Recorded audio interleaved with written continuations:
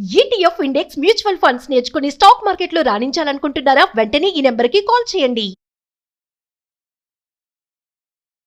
నమస్కారం. సుమన్ టీవీ ప్రేక్షకులందరికీ శ్రావణ మాస శుభాకాంక్షలు. శ్రావణ మాసం పూజల మాసం. శ్రావణ మాసాన్ని నభోమాసం అంటారు. శ్రావణ భాద్రపదాలు వర్ష ఋతువు కాబట్టి ఇలాంటి పేరుతో చెప్తారనమాట. అయితే ఈ వర్షాకాలం కావటం వల్ల ప్రకృతి పరమ శోభాయమానంగా ఉంటుంది, ప్రశాంతంగా ఉంటుంది. కొంచెం వానలు అడ్డం వచ్చినప్పటికీ షాపింగ్లకి పూజలకి పెద్దగా ఇబ్బంది ఏమి ఉండదు. మన దారిని మనం చేసుకుంటూ ఉండొచ్చు. శ్రావణ మాసానికి ముందు వచ్చిన ఆషాఢంలోనే దక్షిణాయనం ప్రారంభమైంది. దక్షిణాయనం ఉపాసనా కాలం, పూజలు ఎక్కువ చేయాల్సిన రోజులన్నమాట ఇవి. ఇదివరకటి కాలంలో ఏం చేసేవారో కానీ ఇప్పుడు మాత్రం మనం కొన్ని సంవత్సరాలుగా, అంటే కనీసం ఒక 100 సంవత్సరాల నుంచి అనుకోండి, మనకు తెలిసినంత మటుకు మన అమ్మమ్మలు నాయనమ్మలు కూడా ఈ వరలక్ష్మి వ్రతము, మంగళగౌరి వ్రతము చేసుకుంటూనే ఉన్నారు, మనకు తెలుసు కదా. అయితే ఈ పూజలు చేయగలిగేటువంటి ఈ రోజుల్లో పూజ ఎవరికి చేయాలి, అసలు పూజ ఎందుకు అనే దాని మీద కొంచెం ఆలోచిద్దాం.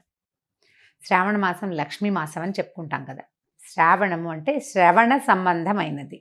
ఈ శ్రవణము అనేది వెంకటేశ్వర స్వామి జన్మ నక్షత్రం. కలియుగంలో కలవు వెంకటనాయక అంటారు. కలియుగానికి వెంకటనాయకుడే ప్రధాన దైవం. ఆయన నామ సంకీర్తన వల్లే చాలా పాపాలు తొలగుతాయి, కర్మ సంచయం జరుగుతుందని, కర్మశేషం మిగలకుండా పోతుందని, మనం ఏ కర్మలైతే ఇంతకుముందు చేసుకున్నామో, ముందు జన్మల్లో చేసామో వాటి నుంచి కొంత విముక్తి లభిస్తుందని ఆ కొండ ఎక్కటము, స్వామిని తలచటం వల్ల అని బాగా నమ్ముతాం మనం. అయితే స్వామివారి జన్మ నక్షత్రమైన ఈ శ్రవణ నక్షత్రానికి సంబంధించినటువంటి శ్రావణ మాసము లక్ష్మీ అమ్మవారికి అత్యంత ప్రీతిదాయకమని చెప్పబడుతుంది. లక్ష్మీతో పాటుగా మంగళవారాలు మంగళ గౌరీ వ్రతాన్ని కూడా ఈ కాలంలో చేసుకుంటాం. అయితే లక్ష్మీదేవి అనగానే ఏమిటి లక్ష్మీదేవి స్వరూపం? లక్ష్మీదేవి భర్తని అనుసరించి ఉంటుంది. అనుసరించి అంటం కంటే నిత్యానపాయనిగా ఉంటుంది. ఆయన్ని వీడి ఉండదు, భర్తతోటి కలిసే ఉంటుంది. ఇప్పుడు అత్యంత శక్తివంతుడు, ప్రపంచ నిర్మాణ సారథి, ప్రపంచాన్ని నడిపేటువంటి వాడు అయినటువంటి భగవంతుడైన శ్రీమన్నారాయణుడి సతీమణి అయినటువంటి లక్ష్మీదేవి ఆయనని వదిలిపెట్టి ఉండదు. ఆయన యొక్క శక్తి లక్ష్మీదేవే అని చెప్పాలి మనం. భగవంతుణ్ణి నడిపించేదే లక్ష్మి. భగవంతుడు మనని నడిపిస్తాడు. మనని నడిపించే భగవంతుని యొక్క నడక శక్తి అయినటువంటి లక్ష్మీదేవిని నిత్యము అర్చించడము చాలా శుభస్కరము, అత్యద్భుతమైన విషయం. అయితే ఇప్పుడు లక్ష్మీదేవి అనగానే మనకు ఒక రూపం, ఒక ధ్యానం వస్తుంటుంది. చక్కగా పద్మాసనం వేసుకుని ఎర్రటి తామర పువ్వులో కూర్చుని ఉంటుంది. చేతుల్లో నుంచి ఇలా ధనరాశులు చేతిలో నుంచి రాలుతున్నట్టు, పక్కన 2 ధనపు కుండలు పెట్టి వెనకాల 2 ఏనుగులు ఆమెను అర్చిస్తున్నట్టుగా అట్లా మనకి గుర్తొస్తుంది. లక్ష్మీదేవి అనగానే ధనం చేత్తో వేసేది, ఓ చెయ్యిలాగా ఒక చెయ్యిలాగా ఉంటుంది, చేతిలో నుంచి పడిపోతుంటే ఇందులో నుంచి ప్రసాదంలాగా మనకి డబ్బు వచ్చేస్తున్న భావన వస్తుంది. డబ్బు, ధనము అది ఇచ్చే దేవత లక్ష్మీదేవి. కానీ లక్ష్మి అంటే ధనం కాదండి. లక్ష్మి అంటే శ్రద్ధ. లక్ష్మి అంటే వృద్ధి. ఎక్కడైతే శ్రద్ధ ఉంటుందో అక్కడ వృద్ధి ఉంటుంది అని చెప్పబడుతుంది. శ్రద్ధకి ఎంత చిన్న చిన్న విషయాల్లో అయినా శ్రద్ధ కావాల్సిందే. మన ఇంట్లో ఓ సూదుంది, మనకు చీర జరిగింది, కుట్టుకుంటాం. మన సూదేనని కసకసా చేసేస్తామా? చెయ్యము. శ్రద్ధగా చేయాలి. అప్పుడు చెయ్యి తెగదు, చేతిలో గుచ్చుకోదు, వస్తువు సజావుగా అవుతుంది మనం చేస్తున్న పని. ప్రతి విషయంలోనూ ఇటువంటి శ్రద్ధే కావాలి. చూడండి, ఒక అరటిపండు తింటున్నాం, అరటిపండు జారి కింద పడిపోయింది, కళ్ళకత్తుకుని తీసి నోట్లో వేసుకుంటామా? కింద పడిపోయిందని పడేస్తాం. అదే ఒక 100 రూపాయల నోటు, ఒక రూపాయి బిళ్ళ కనీసం కింద పడింది అనుకోండి, ఏం చేస్తాం? బురదలో పెడితే కడుక్కుంటాం. కాగితం కనుక బురదలో పెడితే అలాగా తుడుచుకుంటాం, కళ్ళు కత్తుకుంటాం, అమ్మో మాలక్షమ్మ కోపం వస్తుంది అని. ప్రతిదాన్ని ఇదే శ్రద్ధగా తీసుకోవాలి. నీ యందు ఉన్న శ్రద్ధే లక్ష్మీ అనుగ్రహం. మనకి ప్రతి విషయంలోనూ లక్ష్మీదేవి అనుగ్రహం కావాలి. ఎక్కడెక్కడ కావాలి చూడండి. తెల్లవారి నిద్ర లేవడానికి అక్కడి నుంచి మొదలు పెడితే ప్రతి విషయం, ప్రతి దాంట్లోనూ నీకు ధైర్యం కావాలి, దానికి లక్ష్మీదేవి అవసరం. నీకు జ్ఞానం కావాలి, విద్యాలక్ష్మి అవసరం. నీకు ధనం కావాలి, ధనలక్ష్మి అవసరం. ధాన్యం పంటలు పండిస్తున్నావు, ధాన్యలక్ష్మి అవసరం. మన దగ్గర 4 ఆవులు ఉన్నాయి, పాడి పంట వృద్ధి చెందాలి. అక్కడ కావాల్సిన లక్ష్మి గోలక్ష్మి, గోమాలక్ష్మి, ఆవిడ సహకారం ఉండాలి. ధాన్యలక్ష్మితో పాటు పంటలు బాగా పండాలంటే సస్యలక్ష్మి కావాలి. ప్రతి చోట ఉండే సమృద్ధి సరి అయినదే లక్ష్మీ అవతారం. అటువంటి లక్ష్మిని సాకారంగా పూజించేందుకే ఈ శ్రావణ మాసాన్ని నిర్ధారించారు. సాకారంగా పూజించాలి అంటే మనం చక్కగా ఒక కలశం పెట్టుకుని ఆ కలశానికి చక్కగా అలంకారం చేసుకోవటం, మామిడి మండలు వాటితోటి అలంకరించుకోవటం, మామిడాకులతో అలంకారం చేసి ఒక కొబ్బరికాయ పెడతాం, దానికి ఒక వస్త్రధారణ చేస్తాం కలశానికి. కలశంలో లక్ష్మీదేవిని ఆవాహన చేసుకుంటాము. ఓ చిన్న ప్రతిమ ఏదైనా పెట్టుకుంటాము. కొద్దిగా బంగారమైన శ్రావణంలో కొనుక్కోవాలనుకుంటాము. ఈ బంగారం వృద్ధవుతుందన్న నమ్మకంతో, శ్రద్ధతోటి కొన్న వస్తువు వృద్ధవుతుంది, అదే పాయింట్. ఇట్లా మనం ప్రతి సంవత్సరము చేస్తే బోల్డ్ సంవత్సరాలు గడిచే కొద్దికి బోల్డ్ బంగారం తయారవుతుంది. అయితే ఏటా వచ్చే పూజకి పెద్దగా చెప్పుకునేందుకు ఏమీ ఉండదు. కానీ ప్రతి సంవత్సరము మనం చక్కగా ఇళ్ళు వాకిళ్ళు బాగు చేసుకుంటాము, దేవుడి గది బాగా శుభ్రం చేసుకుంటాము, కొత్త ప్రతిమలు ఏమైనా కొనుక్కుని తెచ్చుకుంటాము, కొత్త బట్టలు కొంటాము, కొత్తగా ఒక లక్ష్మీ రూపు కొనుక్కుని తెచ్చుకుంటాము. పుట్టింటి వాళ్ళు ఇస్తారు, అత్తవారింటి వాళ్ళు ఇస్తారు. ఎవరికైనా ఏదైనా ఇవ్వదలుచుకుంటే శ్రావణ మాసంలో ఇస్తే ఫలితం బాగుంటుంది. బోలెడన్ని తెలుస్తూ ఉంటాయి. ఈ మార్గంలోనే నిత్యము లక్ష్మీ ఆరాధన చేయడానికి ఈ నెల రోజులు అత్యంత శ్రేష్టమైనవి. విశేషమైన ఆరాధన చేయగలిగే వాళ్ళు చక్కగా వస్త్రాలంకరణ చేసి రూపులు కొనుక్కుని చేయగలిగిన వాళ్ళు చేసుకోవచ్చు. ఒకవేళ చేయలేని వాళ్ళు ఏం చేయాలి? లక్ష్మీ ఆరాధనకి మన ఇంట్లో ఉన్న పాత పటం కూడా పనికొస్తుంది. చక్కగా పటం తుడుచుకోవటం, అమ్మవారికి కొంచెం పసుపు గంధం పెట్టి బొట్టు పెట్టడం, తర్వాత ఒక దీపారాధన చేసుకోవటం, 4 పువ్వులతోటి అర్చన చేసుకోవటం, లక్ష్మీ అష్టోత్తరం లాంటివి చదువుకోవటం. అష్టోత్తరం అంత పెద్దది రాదు. ఇంద్రుడు చేసినటువంటి మహాలక్ష్మి అష్టకం 10 శ్లోకాలు ఉంటాయి, చిన్నదే. ఆ 10 శ్లోకాలు చదువుకోవటం. అంత పెద్దది రాదండి మాకు, ఒక్క శ్లోకం వచ్చు.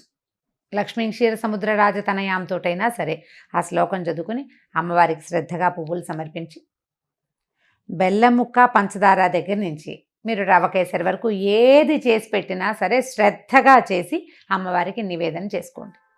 ఈ నెల రోజులు ఇలా శ్రద్ధగా ఆరాధించిన వాళ్ళకి అన్ని విధాల సర్వతోముఖాభివృద్ధి లభిస్తుంది. బాగా సాంగంగా చేయగలిగిన విధానంతో చేసుకోగలిగిన వాళ్ళు చేసుకుంటారు. చేసుకోలేకపోయినా కూడా మాకు రాదు కాబట్టి మేము చేయలేము అన్న భావన పడద్దు. అసలు పూజకి రావడం కాదు కావాల్సింది, శ్రద్ధ కావాలి. శ్రద్ధతోటి లక్ష్మీ ఆరాధన చేయండి. లక్ష్మీ ఆరాధనలో భాగంగా అసలు లక్ష్మీదేవి ఏ ఏ విషయాల్లో ఉంటుందో చూద్దాం. ఎవరి దగ్గర లక్ష్మి ఉంటుంది? లక్ష్మి అంటే డబ్బు అనుకోవట్లేదు కదా, మనం చాలా విషయాలు చెప్తున్నాం. లక్ష్మి చాలా ఇష్టంగా ఉండే ప్రదేశాలు కొన్ని ఉన్నాయి. అవి ఎన్ని ఉన్నాయండి? కనీసం ఒక 30-40 నేను చెప్తుంటే అలా లిస్ట్ వచ్చేస్తూనే ఉంటుంది. శుభ్రమైన వస్త్రాలు, శుభ్రమైన ఇల్లు, అలంకరించిన వాకిళ్ళు, పోట్లాటలు లేని ఇల్లు, ఏకీచులాటలు లేనటువంటి సంసారాలు,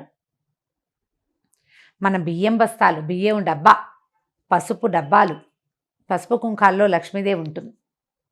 ఆమెకి ఇష్టం ఆ రంగులు, అక్కడ ఉంటుంది. అందుకని చూడండి, మన ఇంట్లో పసుపు కనుక చివరికి వచ్చిందనుకోండి, అయిపోయింది పదం వాడనివ్వరు, నిండుకుందనమంటారు. అయిపోయింది అనకూడదు, ఖాళీ చేయకూడదు. అసలు బియ్యం డబ్బాని కూడా ఖాళీ చెయ్యరు, చివరికి 2 గింజలు వెనక్కి వేసుకోవాలి. అలా ఖాళీగా ఉంచకూడదు. అవన్నీ లక్ష్మీ స్థానాలుగా భావిస్తాం. ఇతరులకి సేవ చేసే వాళ్ళకి, ఇతరులకి సహాయం చేసే వాళ్ళ దగ్గర, ఎవరైతే పరమత సహనంతో మెలుగుతారో వాళ్ళ దగ్గర, ఏదైనా తగాదా వచ్చినా తిరగబడి మాట్లాడకుండా ఎవడుంటాడో వాడి దగ్గర, వాడి సహనంలో లక్ష్మి ఉంటుంది. చిన్న పిల్లల్లో, పెద్ద వృద్ధుల్లో, శుభ్రమైన మంచాల మీద, మంచం కూడా లక్ష్మీ స్వరూపమే. మన ఇంట్లో మనం వాడుకునే తిరగలి, రోకలి, రోలు, గుండ్రాయి, ఇవన్నీ కూడా లక్ష్మీ స్వరూపాలే. వీటితోటి మనం ఎంత శ్రద్ధగా ఉంటున్నాము అనే దాన్ని బట్టే లక్ష్మీ కటాక్షం మన మీద ఎంత ఉంటుంది అనేది ఉంటుంది.